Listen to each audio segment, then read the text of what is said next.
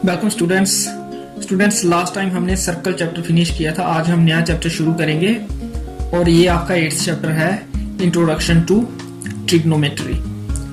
तो आज हम कुछ बेसिक कंसेप्ट्स देखेंगे, उसके बाद एक्सरसाइज 8.1 का एक क्वेश्चन करूंगा मैं। तो सबसे पहले ट्रिग्नोमेट्री, तो इसको अगर हम स्प्लिट करें, ट्राई प्लस गॉन प्लस मेट्री।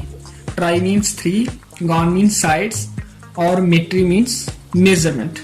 मतलब यहाँ हम क्या करते हैं, 3 साइड्स की मेजरमेंट स्टडी करते हैं और वो 3 साइड्स होती हैं राइट ट्राइंगल की, एक हाइपोटेन्यूज और 2 अदर साइड्स जो बेस और परपेंडिकुलर होते हैं राइट ट्राइंगल में, उनकी मेजरमेंट्स की स्टडी को हम ट्रिग्नोमेट्री बोलते हैं। तो राइट ट्राइंगल क्या होती है, जिसमें एक एंगल राइट हो।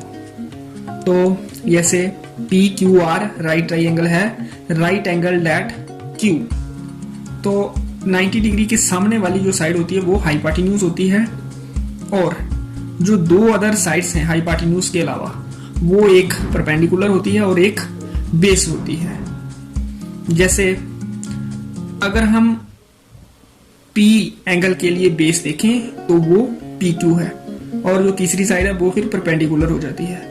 और इस ट्राइंगल में 90 डिग्री के सामने साइड है BC, ये हाइपोटेन्यूज, और एंगल C अगर हम एक्यूट एंगल कंसीडर करें, राइट ट्राइंगल में 2 एक्यूट एंगल होते हैं, मींस 90 डिग्री से कम और एक राइट। तो अगर हम इस एंगल के लिए बेस देखें तो वो ये आएगा और ये परपेंडिकुलर हो जाएगा, फिर जो तीसरी साइड बचती है। तो बेस और परपेंडिकुलर इन 2 साइड्स में से होंगे। 90 डिग्री एंगल जिन साइड्स के बीच में है, एक साइड बेस होगी और एक परपेंडिकुलर। तो ये इधर वर्टिकल लाइन है, जरूरी नहीं है ये परपेंडिकुलर हो, ये बेस भी होता है। डिपेंड करता है कि हम एक्यूट एंगल कौन सा कंसीडर कर रहे हैं, बी पर कर रहे हैं या सी पर। अगर बी पर एक्यूट एंगल कंसीडर कर रहे हैं तब ये बेस हो जाता है, और अगर यहाँ पी पर कर रहे हैं तो ये PQ बेस हो जाता है। उसके बाद तीसरा कंसेप्ट है बेस एंगल। क्या होता है, it is the angle between base and hypotenuse of a right triangle. Hypotenuse और बेस के बीच, जैसे ये हाइपोटेन्यूज है इस ट्राइंगल में, ये बेस है, तो ये एंगल बेस एंगल है। इस ट्राइंगल में ये हाइपोटेन्यूज है और बेस ये है C एंगल के लिए, तो ये बेस एंगल हो गया। 4th कंसेप्ट जो है वो है ट्रिग्नोमेट्रिक रेशियोज। ट्रिग्नोमेट्रिक रेशियोज क्या होती हैं, जो राइट ट्राइंगल होती है उसकी साइड्स की रेशियो, 3 में से 2 साइड्स की रेशियो, ये 6 रेशियो बनती है। पहली रेशियो परपेंडिकुलर अपॉन हाइपोटेन्यूज, इसको हम बोलते हैं साइन, और शॉर्ट में SIN, पहले 3 लेटर लेते हैं साइन के, तो SIN साइन, और ये परपेंडिकुलर अपॉन हाइपोटेन्यूज। दूसरी रेशियो बन सकती है परपेंडिकुलर अपॉन बेस, ये होती है टेंजेंट, शॉर्ट में पहले 3 लेटर TAN, टैन। उसके बाद थर्ड हाइपोटेन्यूज अपॉन बेस हो सकता है, 3 में से 2 साइड्स की रेशियो हमने लेनी है। तीसरी पॉसिबिलिटी ये होती है, ये सीकेंट होती है और शॉर्ट में सेक बोलते हैं। फिर बेस अपॉन हाइपोटेन्यूज हो सकती है, इसको हम कोसाइन बोलते हैं, ये सेक का रेसिप्रोकल होता है। सेक होता है H/B और कॉस होता है B/H।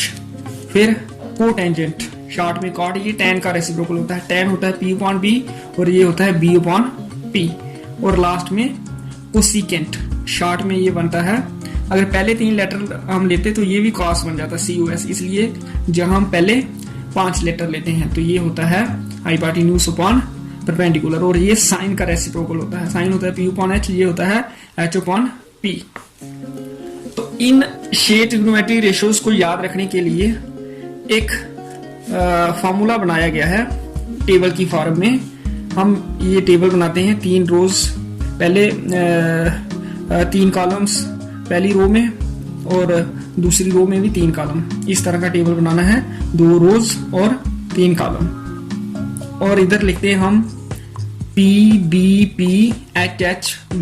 याद रखने के लिए हम पंडित बद्री प्रसाद हर हर बोल ऐसे याद रख सकते हैं, क्योंकि पंडित बद्री प्रसाद हर हर बोल जी हमें याद रह जाता है। तो पंडित का पहला लेटर P, बद्री का पहला लेटर B, प्रसाद का पहला लेटर P, हर का पहला लेटर H, हर का पहला लेटर H और बोल का पहला लेटर B। इस तरह से टेबल बना के पंडित बद्री प्रसाद हर हर बोल लिख के उसके बाद साइन कास टैन लिख लेना है हमने। पहली रेशियो साइन होती है, दूसरी कास, तीसरी टैन। उसके बाद रेसिप्रोकल याद रख लेने हैं। साइन का रेसिप्रोकल कोसेक होता है, कास का रेसिप्रोकल सेक होता है और टैन का रेसिप्रोकल काट होता है। तो इनके रेसिप्रोकल इधर से अगर साइन देखना हो P/H, कास की ट्रिग्नोमेट्री रेशियो देखनी हो H/P, कास की देखनी हो ये कोसेक की H/P, कास की B/H और सेक की H/V, टैन की P/B और काट की B/P। इस तरह से 6 ट्रिग्नोमेट्री रेशियोज हम इस टेबल की हेल्प से याद रख सकते हैं। उसके बाद कोस, जैसे ये 6 ट्रिग्नोमेट्री रेशियोज हैं, साइन, सीकेंट और टेंजेंट। साइन को साइन, टेंजेंट को टेंजेंट, सीकेंट को सीकेंट। मेन 3 है, साइन, टेंजेंट, सीकेंट। और साइन का को होता है कोसाइन, टैन का को होता है कोटेंजेंट, सीकेंट का को होता है कोसीकेंट।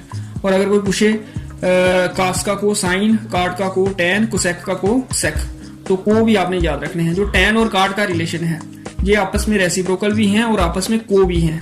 साइन का रेसिप्रोकल कोसेक होता है और साइन का को कास होता है। इसी तरह से सेक का रेसिप्रोकल कास होता है। इधर से देख सकते हैं हम रेसिप्रोकल इधर मैंने लिखे हुए हैं और यहाँ को है।